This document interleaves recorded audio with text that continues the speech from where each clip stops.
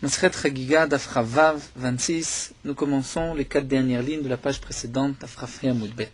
À la Mishnah, Min Amodiim Velifnim.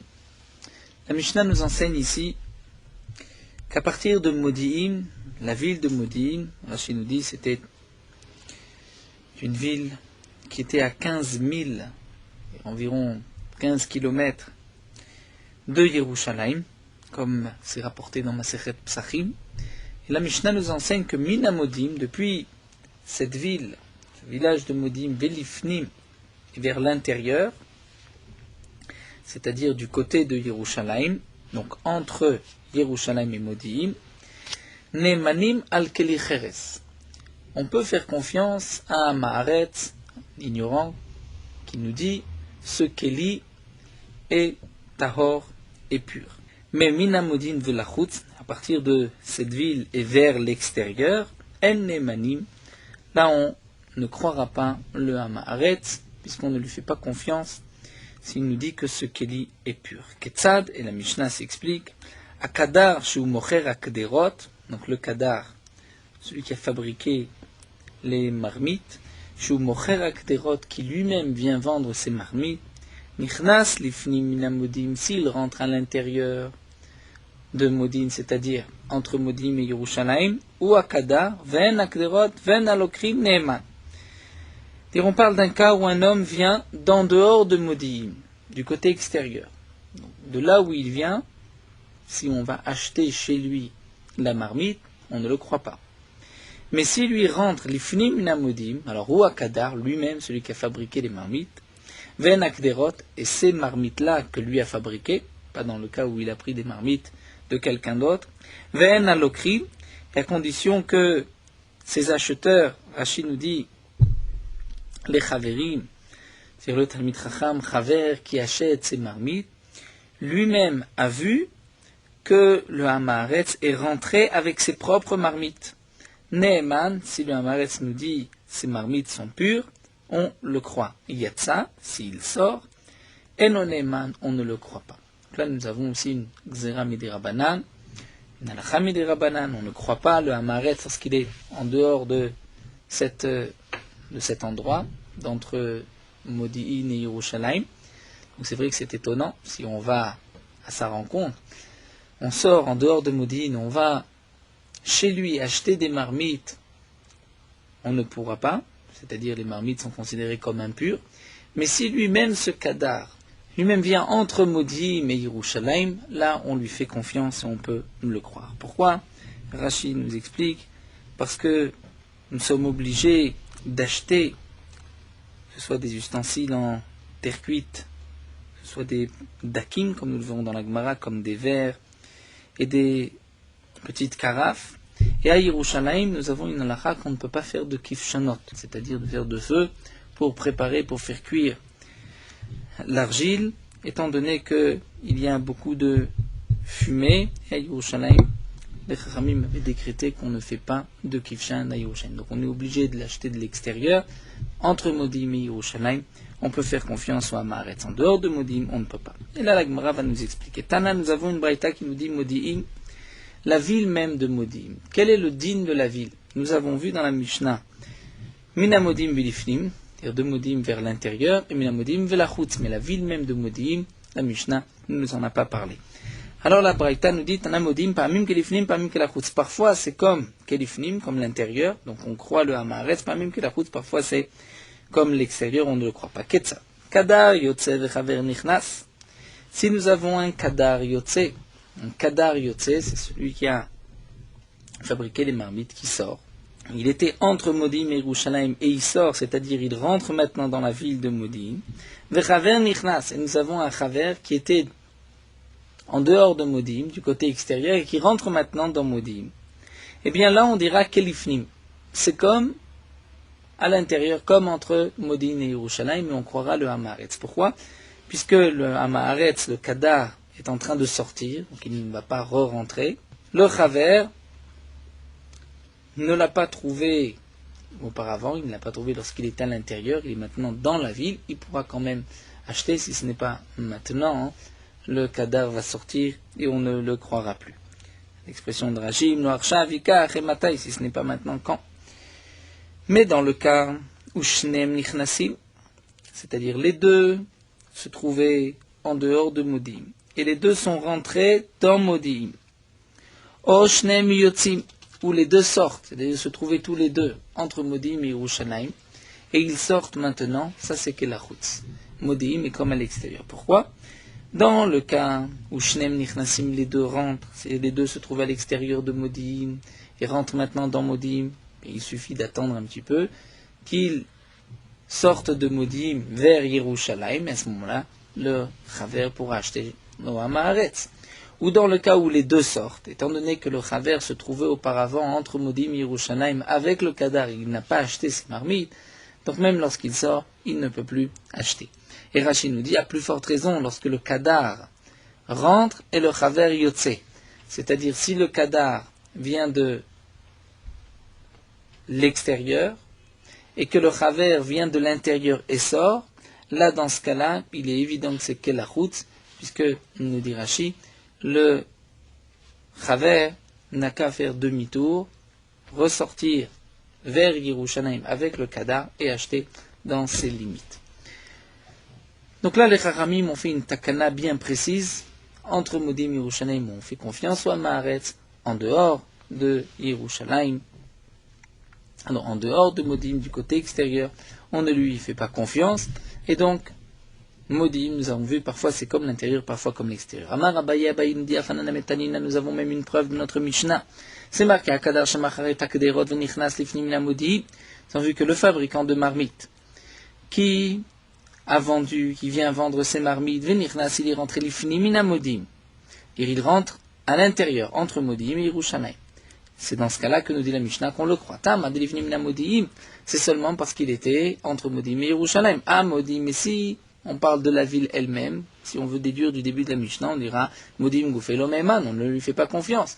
Et Masefa vient voir la suite de la Mishnah, c'est marqué Yatsaen Neman, lorsqu'il sort, dire en dehors de Modim, du côté extérieur, pas vers Yerushalayim, on ne le croit pas. Donc tu pourrais déduire à Modim Goufa Neman, que la ville elle-même, on le croit. Donc de la même Mishnah, on peut déduire du début que Modim est comme l'extérieur, et de la Sefa de la Mishnah, Modim est comme l'intérieur. Nous avons une contradiction. Et la lave, donc on est obligé de répondre Shma Mina, tout dépend. Dans quel sens le Kadar, vers quel sens le Kadar se dirige. Shma Mina, comme nous l'avons dit, Kan be Kadar Yotzer Chaver Nichnas, lorsque le Kadar sort vers Nichnas, là nous avons vu que c'est Kelifnim, et Kan be Shnaim Yotzim, Shnaim Nichnasim, lorsque les deux sortent, les deux rentrent, là c'est Kelachut Shma Mina. Donc on voit que le din de Modim est partagé, tout dépend de la direction du Kadar et du Chaver. Tana et la Braïta nous rapportent un autre din, Nemanim Beklicheres Adakim le Kodesh. Ce que nous avons vu qu'entre Modim et Yerushalayim, on peut faire confiance au Haaretz qui nous dit que le Keli Cheres, le Keli en terre cuite, en argile et tahor, c'est seulement un Keli Cheres Adakim, un petit. Dire comme des verres, des petites carafes, des petites jarres. Et c'est la Kodesh, c'est-à-dire on va l'utiliser pour les korbanot. Étant donné qu'on en a besoin, et qu'on ne peut pas faire sans, nous dit Rashi, et qu'on ne peut pas non plus les fabriquer à Yerushalayim, là où un maratzim aurait pu être tenu, et on aurait pu faire attention que tout se passe betahara, en pureté, eh bien c'est pour cela que les Chachamim ont permis d'acheter entre Modi'im et Yerushalayim des petits ustensiles en Cheres. Mais dans le cas, et c'est ce que la Braïta vient exclure, où nous avons de grosses jarres qui ne sont utilisées que pour le Bet Hamikdash même, pour entreposer l'huile et le vin que les Gizbarim, les responsables du Hekdesh, vont vendre.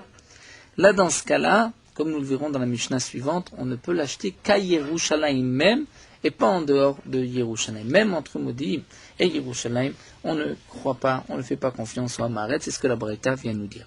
Et Resh Lakish et Rabbi Yochanan viennent définir que signifie un petit Keli Cheres. Resh Lakish, c'est un Keli qu'on peut prendre d'une main. Rabbi Yochanan a fait le Shanitalim biyado achat.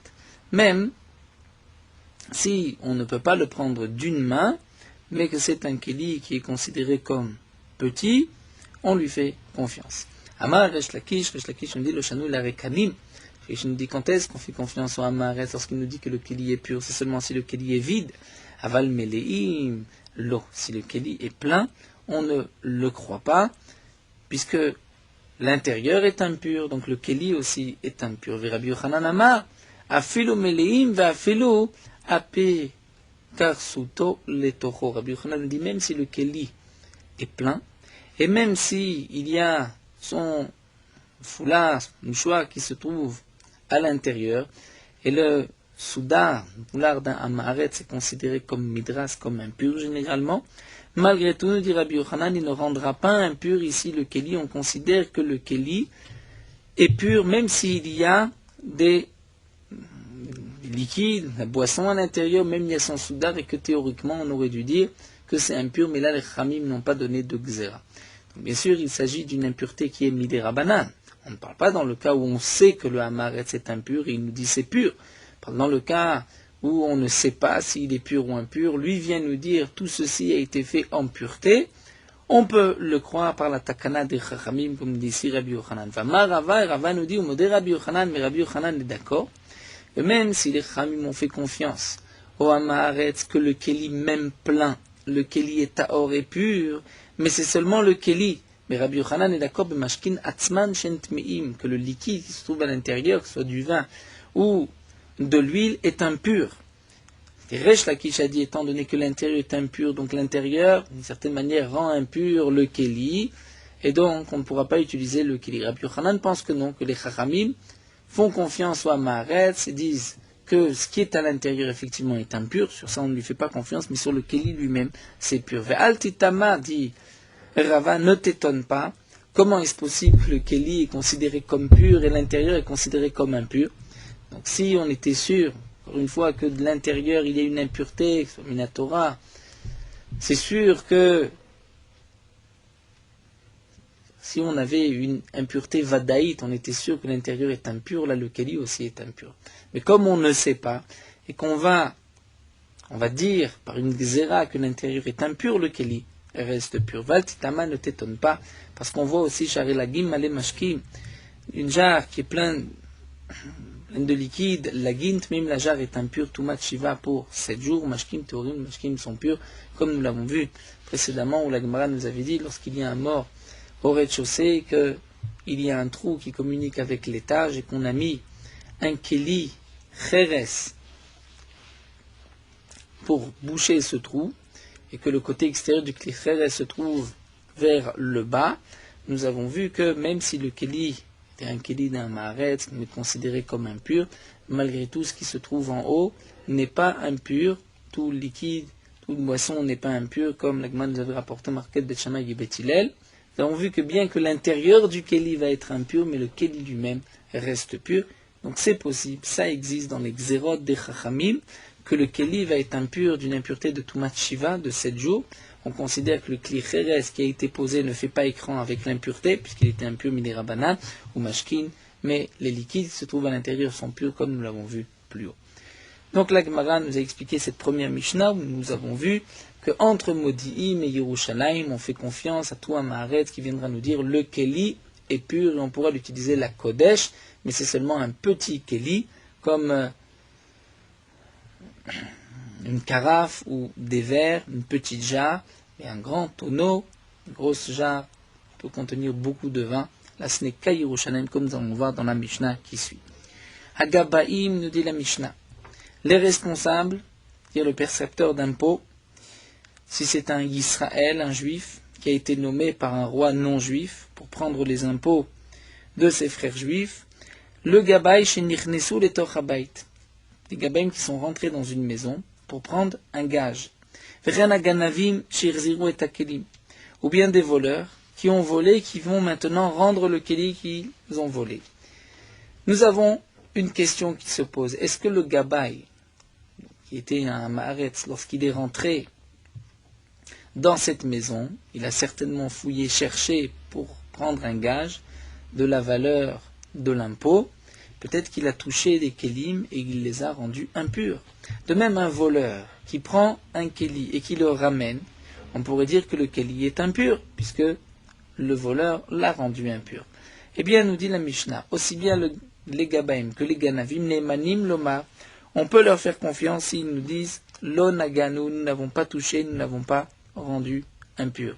Et Rashi nous dit, lorsqu'ils vont dire nous n'avons pas touché donc l'intérieur du Keli, puisqu'un Keli Cheres, nous avons déjà vu qu'il ne reçoit son impureté que de l'intérieur. Donc si le Ganav dit nous avons touché juste du côté extérieur, le Gabaim nous n'avons pas rentré la main à l'intérieur, on pourra les croire, bien sûr, la Kodesh, c'est-à-dire seulement pour tout ce qui est Kodesh, pour utiliser pour le Bet Hamikdash, mais la Teruma, on ne pourra pas, c'est la différence entre Teruma et Kodesh. Rashi nous dit, c'est la suite de la Mishnah précédente. Une autre halakha que nous donne la Mishnah, ou Yerushalayim Neimanim ala Kodesh, à Yerushalayim même, on peut faire confiance au Maaret sur le Kodesh, c'est-à-dire sur tout ce qui servira pour le Bet Hamikdash. Le Maaret fait attention, Beshat Regel, et pendant la période des 3 fêtes, Af ala Teruma, même pour la Teruma, puisque le Maaret, tout le clan d'Israël, vont se purifier pendant le Regel. Donc nous allons voir les dynimes de cette Mishnah. Tout d'abord, la Gemara commence avec une contradiction. Nous avons une braïta qui nous dit Agabaim shenichnesu letoch habayit, habayit kulo tameh. Les Gabaim, percepteurs d'impôts, qui sont rentrés dans la maison tout entière est impure. C'est-à-dire, nous explique Rashi, tous les kelim qui se trouvent dans la maison sont impurs. On est sûr que les percepteurs d'impôts ont touché à tous les kelim et les ont rendus impurs. Dans notre Mishnah, nous voyons que non, que s'il nous dit nous n'avons pas touché l'intérieur, on le croit. La Gemara répond Lokaché, il n'y a pas de contradiction. Tout dépend. Si le percepteur d'impôts, le juif, était accompagné d'un non-juif ou pas. Dans le cas où il est accompagné d'un non-juif, là, on ne le croit pas. Nous verrons pourquoi. Ditnan, comme c'est marqué dans une Mishnah, s'il y avait un non-juif avec eux, Neimanim Lomar, on peut leur faire confiance. Ils nous disent non, Nichnas, nous ne sommes pas rentrés dans la maison, nous avons attendu à l'extérieur. Aval, en Neimanim Lomar, Nichnas, nous avalonaganu. Bien, nous ne sommes pas rentrés dans cette pièce. Mais on ne les croira pas s'ils nous disent on est rentré, mais on n'a pas touché. Donc on voit que lorsqu'il y a un non-juif, on ne fait pas confiance au percepteur, même s'il nous dit qu'il n'a pas touché. Pourquoi? C'est ce que l'Agma va expliquer. Qu'est-ce qui se passe, même s'il y a un non-juif avec eux? Rabbi Yochanan ve Rab Lazar, Chadamar, Rabbi Yochanan ve Rab Lazar, l'un a dit, Emat nochi alehem. C'est-à-dire le percepteur a peur du non-juif. C'est-à-dire si le non-juif qui est à côté de lui est un de ses supérieurs, donc le Israël, le juif, Mamaretz, va avoir peur de ne pas bien chercher, parce que le nochi va peut-être le frapper. Et l'autre dit, Emat malchut alehem, il a peur de la malchut. Peut-être que le nochi va le dénoncer, va dire, au roi, ton percepteur est rentré dans la maison, mais il n'a pas bien fouillé, il n'a pas touché au kelim pour prendre le keli qu'il fallait. Donc, Maï Benayou, quelle différence si on donne cette raison ou une autre raison? En tout cas, on voit que lorsque le percepteur est accompagné d'un non-juif, il va chercher partout et donc rendre impur les kelim. L'Agma nous dit, il y a un cas, si c'est un nochi, un non-juif qui l'accompagne, mais qui n'est pas supérieur à lui, donc là, le nochi, le non-juif, ne le frappera pas, il n'a pas peur de lui, mais il pourrait le dénoncer. Donc, d'après un des Amoraïm, dans ce cas-là, c'est impur, alors que d'après l'autre, c'est pur, étant donné que le non-juif, lui, n'a aucun pouvoir sur lui. De même, la Gemara nous dit, nous avons vu dans la Mishnah qu'un voleur qui rend le keli, il peut dire, je ne l'ai pas touché, je ne l'ai pas rendu impur. Mais nous, demande la Gemara, pourtant nous avons une braïta qui nous dit, et notamment la makom drisat ragla ganavim, des voleurs qui sont rentrés dans une maison, n'est impur que l'endroit où les voleurs ont marché. Donc à l'époque, lorsqu'un voleur rentrait dans une maison, il fallait après tout purifier toute la maison. Makom drisat ragla ganavim. Donc la question de la Gemara, c'est qu'on voit que le ganav, l'endroit où il a mis les pieds, il l'a rendu impur. Alors que dans la Mishnah, on voit qu'il peut nous dire, je n'ai pas touché. Amar Rav Pinchas mishmed Rav kshasu tshuva. Rav Pinchas répond, c'est lorsque le ganav, le voleur, a fait teshuva, comme nous avons vu dans Kanam et Katnesh Kesiou et Takinim, il vient rendre le keli. Donc lorsqu'il vient rendre le keli, il dit, je n'ai pas touché l'intérieur, là on peut lui faire confiance. Lorsqu'il ne fait pas teshuva, dans ce cas-là, même s'il me dit, je n'ai pas touché, je n'ai pas rendu impur, je ne peux pas lui faire confiance, il risque de mentir. Au Yerushalayim Neimanim à la Kodesh, nous avons vu que, fin de la Mishnah, qu'à Yerushalayim même, on pouvait faire confiance au Maaretz sur n'importe quel keli pour utiliser ce keli à la Kodesh pour les korbanot, Tana, nous avons une braïta qui nous dit Nemanim al keli cheres gassim la Kodesh. On leur fait confiance pour des keli cheres, des keli en terre cuite, gassim qui sont bien gros, c'est-à-dire de grosses jarres. Vechol kach lama, c'est nous explique Rashi, cela revient sur la première Mishnah, pourquoi les Chachamim ont fait confiance au Hamaretz entre Modi'im et Yerushalayim pour tout keli cheres. Et la Gemara répond, Shenosim kivshanot b'Yerushalayim, étant donné qu'on ne peut pas faire de fournaise, un endroit où on va préparer les kelim en argile, en terre cuite, à Yerushalayim même, et puisqu'on en a besoin, donc les Chachamim ont permis d'en acheter même à l'extérieur. Alors que pour les gros kelim, qui ne servent pas à tout le monde, qui ne servent que pour ceux qui sont au Gizbarim dans le Beth Amikdash, là, les Chachamim ont dit, on devra les acheter à Yerushalayim. Même en dehors de Yerushalayim, on ne fait pas confiance au Hamaretz. Et au moment des 3 fêtes, nous avons vu qu'à la terouma, on fait confiance au Hamaretz, même sur la terouma, lorsqu'il nous dit cette terouma est pure, on lui fait confiance. Nous avons vu plus haut que c'était aussi pendant la période des Gitot, c'est-à-dire la période où il allait presser le raisin ou les olives, là on fait confiance au Hamaretz. Après cette période, on ne lui fait pas confiance, mais pendant les 3 fêtes, on faisait aussi confiance au Hamaretz, Nanemile. D'où est-ce qu'on sait Amar Rabbi Shua ben Levi d'Amarkra, puisque le Passouk dit Yasef, Kol Ish Israël et l'Aïr étaient rassemblés, tout homme d'Israël dans la ville, que Ish Echad Chaverim, comme un seul homme Chaverim ami. C'est-à-dire, on apprend de ce Passouk, Akatuv Asaan Kulam Chaverim. Le Passouk considère que tout le clan d'Israël pendant les fêtes est considéré comme Chaverim, comme des Chaverim, c'est-à-dire comme ceux qui font attention à tous les dinim de Touma et Tahara, et donc on leur fera confiance pendant cette période. Et nous allons voir là immédiatement dans la Mishnah qui suit, que cette confiance que les Chachamim ont donnée aux Hamaratzim, qu'on les considère purs pendant les 3 fêtes, c'est seulement pendant les 3 fêtes. Mais une fois la fête terminée, on devra purifier même ceux que les Hamaratzim, ou les Kelim que les Hamaratzim ont touchés pendant la fête.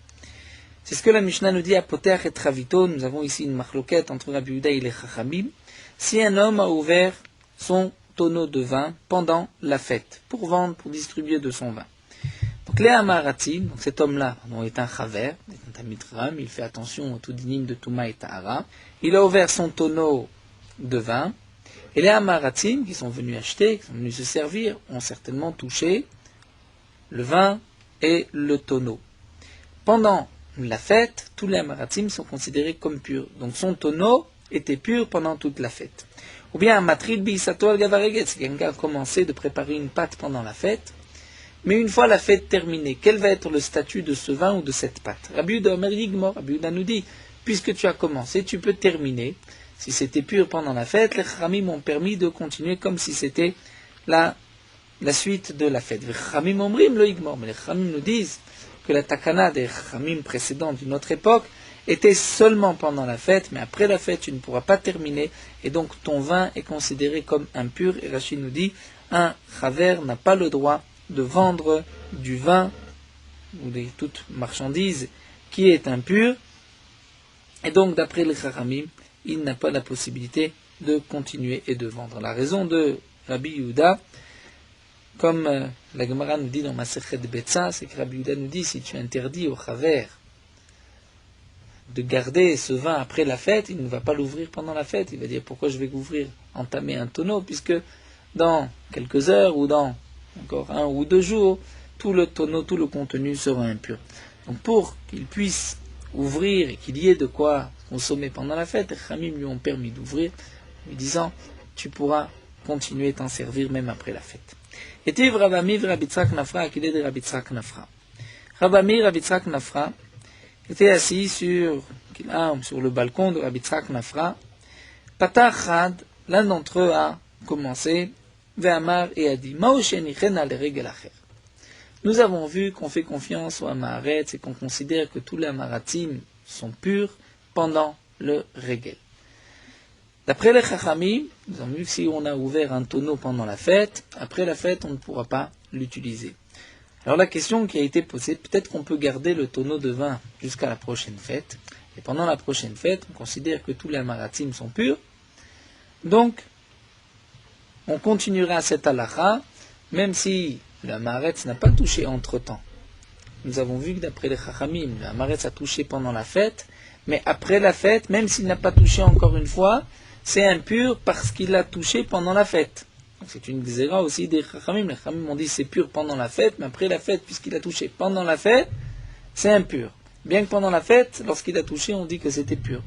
Donc peut-être que, parce qu'il n'y a pas de, encore une fois ici, de logique, les Chachamim ont donné, pendant la fête c'est pur, après la fête c'est impur, même ce qui était considéré comme pur pendant la fête, donc on peut peut-être attendre à la prochaine fête. Amarle Edar, l'autre lui a dit, donc lorsque la Gemara nous dit Patachad, Amarle Edar, c'est qu'on ne sait pas qui est-ce qui a posé, qui est-ce qui a répondu. C'est entre Rav Amir et Rav Yitzhak Nafra. L'autre répond, Yadakol Memash Meshimba, Vatamarta Yenichana Regel Acher, mais pendant la fête tout le monde a touché à ce va. Et toi tu dis qu'il va le garder pour la prochaine fête. Amarle il répond, à toi Daïdana, Laviadakol Memash Meshimba, je comprends pas, mais jusqu'à présent, pendant la première fête, tout le monde a touché, et pourtant, tu as dit que c'est pur. Pendant la fête, c'était pur, donc on n'a qu'à dire de même pour la suite. Amarle lui dit non.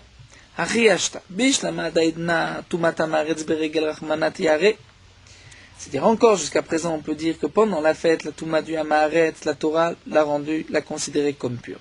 Donc si la Torah l'a considérée comme pure, on peut l'utiliser pendant la fête. Et là, mais maintenant, une fois la fête terminée, c'est impur. C'est impur, on va dire rétroactivement, tout ce que le Hamaretz a touché pendant la fête. Et donc si c'est ainsi, tu ne peux pas le garder pour la fête prochaine. Nema ketanae, l'Agma nous dit, c'est peut-être une marloquet tanaim. De tanechada, nous avons une braïta qui nous dit, yenichen el regel acher, tu peux le laisser pour la prochaine fête. Mais Tanya Edar, nous avons une autre braïta qui nous dit, lo yenichen el regel acher, tu ne peux pas laisser pour une autre fête. Maïlav tanaï, n'est-ce pas que c'est une marloquet? L'un pense donc une braïta qu'on peut le garder pour la prochaine fête, l'autre pense que non. Et moi répond là, on peut répondre ainsi. Ade katani yenichen el Rabbi Yehuda. Ce qui est marqué, tu peux le laisser pour la prochaine fête, c'est d'après Rabbi Yehuda. Mais ata de katane yenichen el Rabbanan. Et ce qui est marqué, tu ne pourras pas le garder, c'est d'après les Chachamim, puisque nous avons vu que d'après les Chachamim, c'est impur. Mais ça, nous dit la Gemara, c'est impossible. Pourquoi? Si tu veux expliquer que Yanichena, tu peux le garder pour la prochaine fête, c'est d'après Rabbi Yehuda. D'après Rabbi Yehuda, tu n'as pas besoin d'attendre la prochaine fête. Tu peux immédiatement le vendre et continuer. Vetisbera, Rabbi Yehuda Yigmo, Kama Rabbi Yehuda dit que tu peux terminer, tu peux continuer, tu n'as pas besoin d'attendre. Et là, la Gemara nous dit à l'envers. Adekatane Yenichena Rabbi Yehuda, Vadekatane Yenichena Rabbana. Donc on va dire ainsi. La braïta qui nous dit tu pourras la laisser jusqu'à la prochaine fête, c'est d'après les Chachamim. Donc c'est vrai que pendant la première fête, lorsqu'on a ouvert le tonneau, les Hamaratzim ont touché, ils sont considérés comme purs, donc tout le vin est pur. Après la fête, tout est considéré comme impur. Mais si tu attends jusqu'à la prochaine fête, eh bien on dira que c'est pur. La deuxième braïta qui nous dit Lo yanichena, tu ne pourras pas, Maï c'est Rabbi Yehuda, qui lui pense qu'effectivement on peut immédiatement après l'utiliser. Et donc Maï lo yanichena, shen tsarich la nichena. Que signifie lo yanichena? C'est que tu n'as pas besoin d'attendre, tu peux l'utiliser immédiatement. Et donc, puisque nous avons vu que pendant la fête, la Torah avait considéré que tous les Hamaratzim sont purs, et qu'après la fête, tout ce qu'ils avaient touché était donc impur, comment on agissait au Beth Amikdash? Puisqu'au Beth Amikdash, tout le clan d'Israël se retrouvait pendant les 3 fêtes, donc les Hamaratzim avaient touché un peu tous les kelim du Beth Amikdash. Si c'est ainsi, une fois la fête terminée, il faut purifier tout le Beth Amikdash. C'est ce que nous dit la Mishnah. Lorsque la fête a été terminée, Mavrim al-Tatzara, on va faire passer, c'est-à-dire on va maintenant purifier tous les kelim qui se trouvent dans la Hazara. Avar Regel Yom Shishi, mais dans le cas où la fête se termine les Yom Shishi, c'est-à-dire elle se termine jeudi soir, bien Lo Hayuma Avirim, on ne pouvait pas purifier le tout le vendredi, Mipne Kvada Shabbat, pour l'honneur du Shabbat, c'est-à-dire les Kohanim sont occupés à préparer Shabbat eux aussi chez eux. Rabbi Yehuda Omer, Rabbi Yehuda dit Aflo Beyom He, même si la fête se termine mercredi soir, et que nous avons la journée du jeudi, on ne purifiera pas la Hazara, Shena Kohanim Pnoim, parce que les Kohanim n'ont pas le temps. L'Agmara nous explique pourquoi ils n'ont pas le temps. Étant donné que, à l'époque, pendant les 3 fêtes, donc les Bnei Israël se retrouvaient, apportaient beaucoup de korbanot, il y avait beaucoup de cendres qu'on mettait sur le tapouar, une sorte de pomme, c'est-à-dire un petit tas qui devenait un grand tas pendant les 3 fêtes. Donc les Kohanim étaient occupés à faire sortir toute cette cendre. Le jeudi, ils n'avaient pas le temps de purifier la Hazara. Donc bien que les Chachamim ont décrété que les Amaratim étaient impurs toute l'année. Les Chachamim, grâce à ce passouk, cette Smarta, on dit que malgré tout, pendant la fête, tous les Amaratim sont considérés comme purs. Et les Chachamim ont dit qu'une fois la fête terminée, il faut purifier tout le Beth Amikdash. Malgré tout, lorsque la fête se terminait jeudi ou bien même mercredi d'après Rabbi Yehuda, les Chachamim ont dit on attendra jusqu'à dimanche. Parce que c'est aussi une zéra des Chachamim, les Chachamim ont dit on pourra attendre jusqu'à dimanche. Donc comment on purifiait la Hazara, c'est ce que la Mishnah va nous expliquer. Ketzad ma'avirim al tarat Hazara, madvilim et aklim shayu b'mikdash. On purifiait tous les ustensiles, tout ce qui se trouvait au Beth Amikdash. Vomrim lahem et les Kohanim devaient dire pendant la fête au Amaratzim, faites attention, Izaharu, faites attention, Shelot igaou bashulchan, ne touchez pas le shulchan, c'est-à-dire le shulchan qui se trouvait dans le Echal. Le shulchan qui se trouvait dans le Echal, où était posé le lechem apanim, là on disait aux Amaratzim, comment les Amaratzim pouvaient rentrer dans le Echal. Rachid Tosfot nous explique qu'il s'agissait des Kohanim qui étaient Amaratzim, qui avaient le droit de rentrer dans le Echal pour se prosterner. Donc le Israël, lui, ne peut pas rentrer jusque-là, mais le Kohen, même Amaharetz, pouvait rentrer. Donc on lui disait, fais attention, ne touche pas le Shulchan. Parce qu'une fois la fête terminée, on devra purifier le Shulchan, et nous verrons que nous avons un problème de purifier le Shulchan, puisque les pains doivent se trouver tout le temps, continuellement sur le Shulchan. Et la Mishnah nous dit que la kelim shayu b'mikdash, tous les kelim se trouvaient dans le Beit HaMikdash, yeshleim shnim ou shlushim. Yeshleim shnim ou shlishim, on avait des doubles, des triples. Sheim nitmu arishonim yavu shnim tachtem. Si les premiers étaient impurs, donc on pouvait apporter d'autres à leur place. Kol ha-kelim shayu b'mikdash teunim tvila, donc tous les kelim qui étaient dans le Beit HaMikdash, il fallait les tremper dans un mikvé après la fin de la fête, à cause des Amaratzim qui avaient touché ces kelim-là, à l'exception du misbeach en or et du misbeach en cuivre, le misbeach intérieur, misbeach extérieur, l'autel intérieur-extérieur, parce qu'ils sont considérés, comme nous verrons, nous apprenons d'un passou, comme un karka, comme de la terre, et la terre ne devient pas impure. Rachid nous dit, le misbeach est appelé misbeach adama, c'est-à-dire le misbeach de terre. Nous verrons qu'est-ce que les Chachamim ont voulu dire par là. Tana Lagma nous rapporte une braïta où c'est marqué Izaharu Shematigu Beshulchan ou Bamenora. Dans la braïta, on rapporte que les Kohanim disaient à leurs frères Amaratzim, ne touchez pas au Shulchan et à la Menorah. Pas seulement au Shulchan et à la Menorah. Dans notre Mishnah, ce n'est pas marqué à la Menorah. C'est ce que l'Agma demande. Pourquoi notre Tana ne dit pas non, ne touchez pas à la Menorah? Et l'Agma répond Shulchan ktiv betamid, Menorah l'oktiv betamid. C'est-à-dire, il y a une halakha que les pains doivent être posés sur le Shulchan, les 12 pains, le lechem apanim doit être posé sur le Shulchan, dire 24 heures sur 24. Et donc, on ne pouvait pas purifier le Shulchan, parce que sinon, pendant le moment où on purifie le Shulchan, on ne pouvait pas laisser les pains sur le Shulchan. Donc c'est pour cela qu'il fallait faire attention de ne pas le toucher, de ne pas le rendre impur. Mais la Menorah, il n'y a pas une halakha que la Menorah brûle 24 heures sur 24. On allumait la Menorah en fin d'après-midi et on mettait suffisamment d'huile pour que ça brûle toute la nuit. Mais au matin, la Menorah était éteinte en général.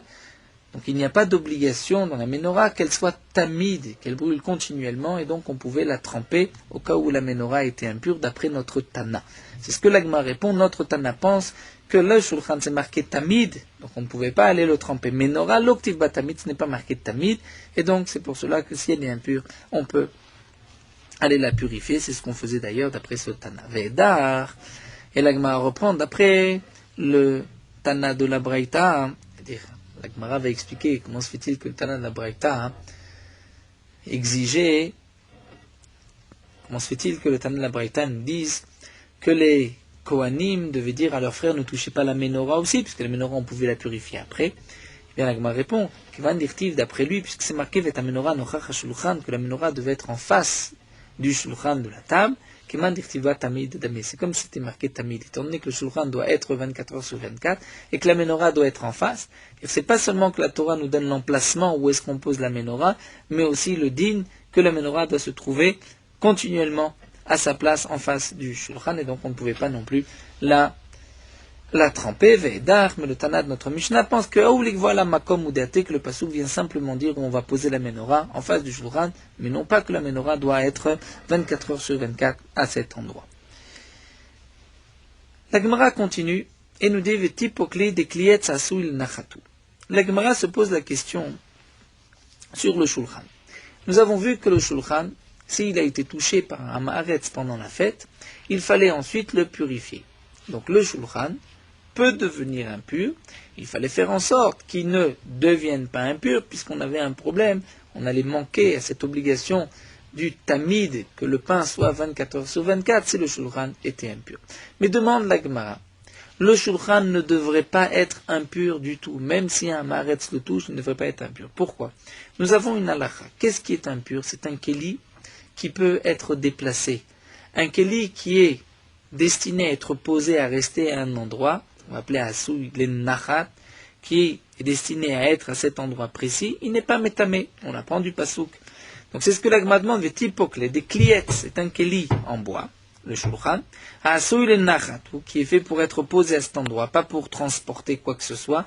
Vechol keliet, Asou Nachat, lo métamé, tout keli qui est destiné à être posé et non pas à être déplacé, l'homme métamé, n'est pas métamé, maïtama, pour quelle raison? Doumia des sacs, c'est-à-dire dans la Torah, c'est marqué Kol kelietz obeged or osak. Et la Torah nous dit si un sheretz a touché tout ustensile en bois, ou un habit, en peau ou un sac. Le sac était à l'époque fabriqué de poils de chèvre.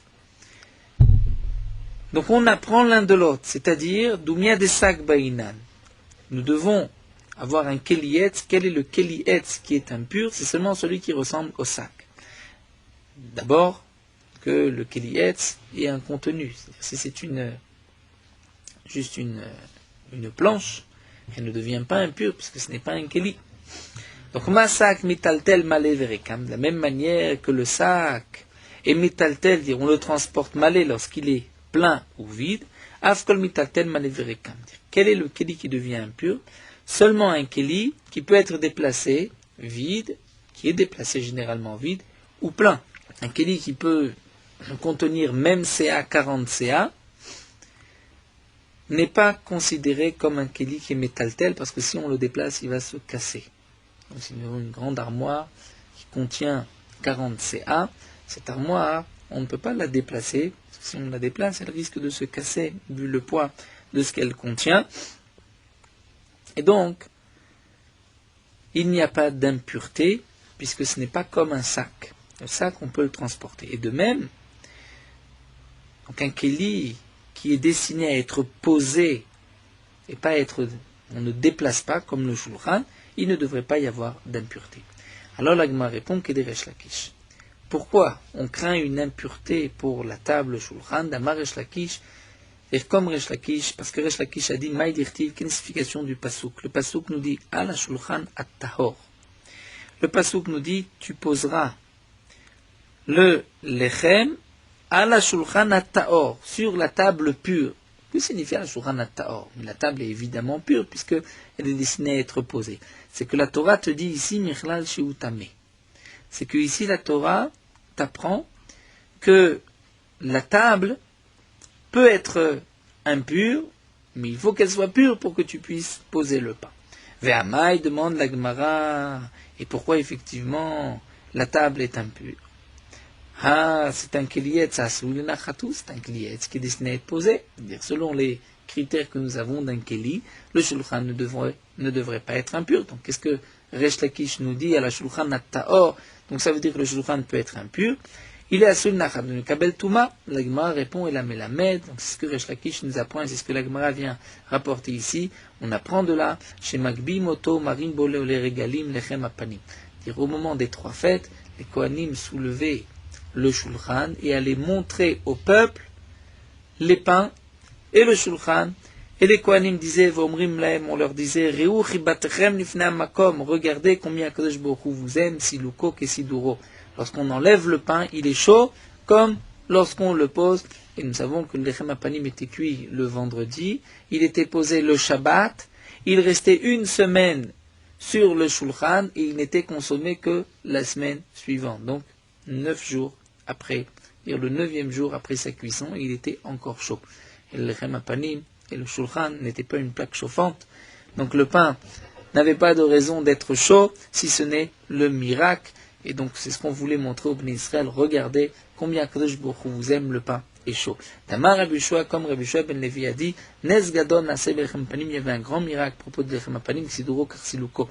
Lorsqu'on le posait, c'est comme lorsqu'on l'enlevait. Lorsqu'on l'enlevait, il était chaud, comme lorsqu'on l'a posé. Chez Neymar, comme c'est marqué, l'Agma nous rapporte un pasouk, Lasum Lechem Chom Beyom Ilakecho. Pour poser un pain chaud, Beyom Ilakecho, le jour où on va le prendre, le jour où on va l'enlever du shulchan, le pain est chaud. Et donc, puisque le shulchan était soulevé pour le montrer au lait régalim, donc ce n'est pas juste un keli qui est destiné à être immobile, à rester sur place dans le echal, même si généralement on ne le sortait pas tous les jours, il pouvait devenir impur, et donc c'est pour cela qu'il fallait faire attention de ne pas le rendre impur. Et donc les Kohanim disaient à leurs frères, ne touchez pas au shulchan. La Gemara continue et demande Vetipok le mishum tzipouy. On pourrait dire que le shulchan, même si on ne le levait pas, le soulevait pas, il pourrait y avoir une impureté. Pourquoi? Parce que le shulchan est recouvert. Il avait un tzipouy, il était recouvert d'or. Datnan, parce que nous avons une Mishnah. Ha-shulchan va dulfeki. Une table, dulfeki, Rachin dit, c'est une sorte de chaise pliante qui était recouverte de cuir. Chez Nifretu, qu'on a diminué, c'est-à-dire qu'on a coupé en partie, on a fait un trou, au Shechifan Beshaïchou, qu'on a recouvert de marbre. Et donc le marbre, c'est de la pierre, ce n'est pas Mekabel Touma. Et lorsqu'on va aussi diminuer la table, donc on va lui enlever son statut de Keli, eh bien la Mishnah nous dit, si on laisse des shir ben makom anachat kosot tamé, si on laisse de quoi poser des verres, c'est tamé, parce que la première utilisation reste encore. Même dans le cas où on a recouvert de shaïch de marbre, c'est comme de la pierre, mais qu'on a laissé un endroit pour poser des verres, c'est impur, ça reste un keli yetz, pas un keli de pierre. Rabbi Yehuda Omer, Rabbi Yehuda nous dit, makom anachat achatichot. Rabbi Yehuda nous dit, ce n'est pas suffisant de mettre des verres, il faut pouvoir mettre des morceaux, c'est-à-dire comme on le faisait auparavant. Donc dans ce shulchan là, bien sûr, il ne s'agit pas du shulchan qui était à l'intérieur du Ohel Moed. Le shulchan qui est à l'intérieur du Ohel Moed, il était recouvert d'or, parce que c'était une halakha que tous les kelim devaient être en or. La question que la Gemara pose ici, c'est que c'est vrai qu'un keli etz, il y a des conditions. Il faut qu'il puisse être déplacé, qu'on l'utilise, qu'on le soulève. S'il est destiné à être posé, il n'y a pas de raison qu'il soit impur. Mais si on tient compte du tzipouï qui est en or, là il n'y a plus la même halakha, et donc même si le shulchan est destiné à être posé, à rester au même endroit, il devrait y avoir une impureté. Et c'est ce que la Gemara va rapporter comme preuve de cette Mishnah. Nous voyons ici qu'un shulchan, un dulfeki qu'on a recouvert, donc, ou bien qu'on a diminué, mais laissons le cas de diminuer, ce qui nous intéresse pour notre sugya, c'est le cas où il a été recouvert de pierre. Dans le cas de la Mishnah ici, lorsqu'on le recouvre de pierre, c'est pour lui enlever son impureté. Mais on voit que si on a la possibilité de mettre des verres ou des morceaux, d'après Rabbi Yehuda, la table reste impure. Donc nous voyons que si il ne reste plus pour poser des verres ou des morceaux, d'après Rabbi Yehuda, la pierre qui recouvre maintenant le shulchan va lui enlever son statut de keli etz, ça devient un keli en pierre et il n'est pas mekabel touma, il ne deviendra pas impur. Donc si c'est ainsi, on va dire la même chose. Le shulchan, une fois recouvert d'or, va avoir un autre statut, il n'a plus le statut d'un keli etz en bois, il a un statut maintenant de keli zahav. Et donc pour le keli zahav, il n'y a plus de halakha si on le déplace ou pas. Peut-être que tu diras le shulchan était fait en bois de cèdre. Le bois de cèdre est tellement important, vélo batlé, et il ne s'annule pas, même si on le recouvre d'or. Ceci est valable, d'après Resh Lakish qui a dit que tout ceci n'est valable que pour des kelim qui sont dans ce bois arselagim, abaim dinatim, qui viennent d'outre-mer, qui ne sont pas des bois importants. Et donc c'est vrai que d'après Resh Lakish, Aval Bekli, Masmin, Lobatle, si c'est du bois qui est important, Masmin c'est un certain bois qui était important, il ne s'annule pas, même si on le recouvre de pierre. Donc on dira la même chose, le bois de cèdre ne s'annule pas, même si on le recouvre d'or. Et là, le Rabbi Yochanan d'Amarafilu Bekli Masmin Namebatle, mais d'après Rabbi Yochanan qui a dit que n'importe quel bois, lorsqu'on le recouvre, il s'annule au tsipouille, à cette pierre qu'on a recouvert. Donc là aussi, on devrait dire que le shulchan qui est en bois de cèdre va s'annuler alors. Maïkalimma, comment va-t-il répondre? Puisqu'a priori, on devrait dire que le shulchan, il est impur, même si on ne le déplace pas. Peut-être que tu diras, tout dépend. Si le tsipouille, c'est-à-dire ce qu'on recouvre, ce qu'on met sur le shulchan, est-ce qu'il tient? C'est-à-dire, on l'a enduit d'or et c'est collé au shulchan, on ne peut pas l'enlever. On a mis des masméri, on a mis des clous, ça ne peut plus sortir. Là, dans ce cas-là, le bois s'annule alors.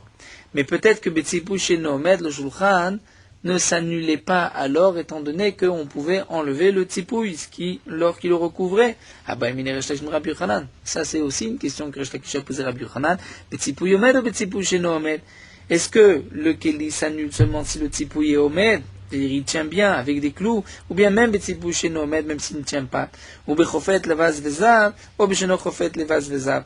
Est-ce que c'est seulement lorsqu'il va recouvrir aussi le contour de la table, ou lorsqu'il ne recouvre pas le contour de la table, les airs autour de la table? Vers Marley, Rabbi Yochanan a répondu, il n'y a pas de différence. Si on peut enlever l'or ou on ne peut pas l'enlever, on peut enlever la pierre ou pas, si c'est fixé avec des clous ou si ce n'est pas fixé avec des clous, et ça ne change pas non plus si ça recouvre tout le pourtour, la misguerre du shulchan ou pas. Donc si c'est ainsi, on revient à la question. Nous avons vu que le shulchan, il fallait faire attention de ne pas le toucher parce que le shulchan pouvait devenir impur. L'agmar, et si le shulchan est impur, on ne peut pas le tremper dans un mikvé puisqu'il faut que le pain soit 24 heures sur 24. L'agmar a posé la question, mais de toutes les manières, le shulchan ne peut pas devenir impur puisqu'on ne le transporte pas. Il est assou, il est nachat, il est destiné à être posé, à rester à cet endroit-là.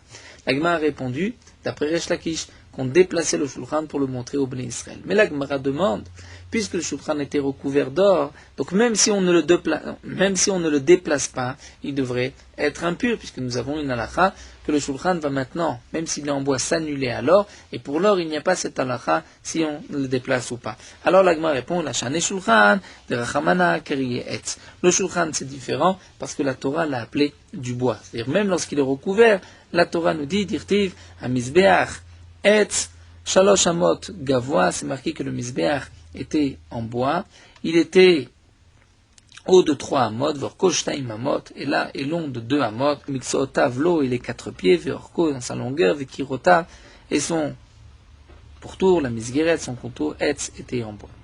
Vedaber elay, il m'a dit, Zeh shulchan asher lifnei Hashem, c'est la table qui est devant Hashem. Donc on parle du misbeach, et ensuite c'est marqué shulchan. Patach, be misbeach, vesiem be shulchan.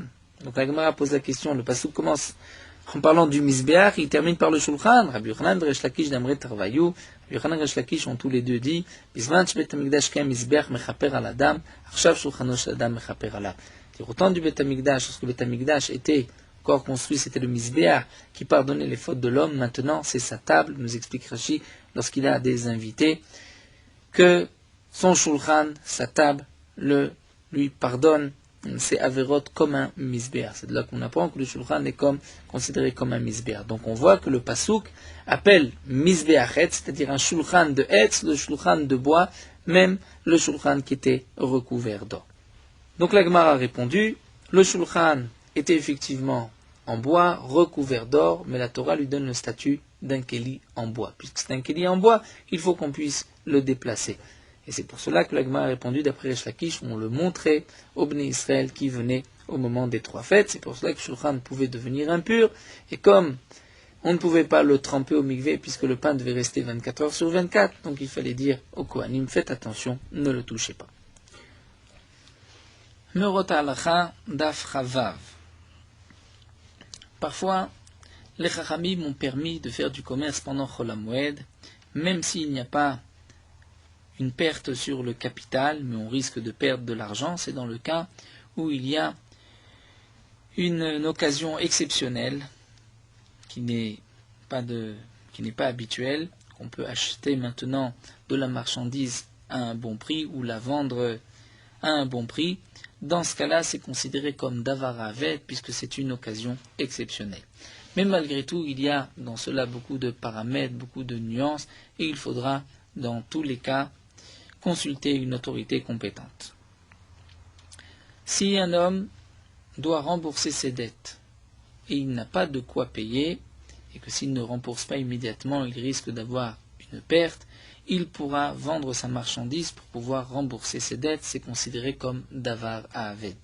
Changer de l'argent lorsqu'on se trouve dans un autre pays et qu'on veut changer de l'argent pour avoir la monnaie du pays, ceci est considéré comme un misrar, comme du commerce, et donc on ne pourra pas le faire pendant Chol HaMoed, sauf dans les cas où le commerce est permis pendant Chol HaMoed, donc on pourra aussi, dans ce cas-là, changer de l'argent.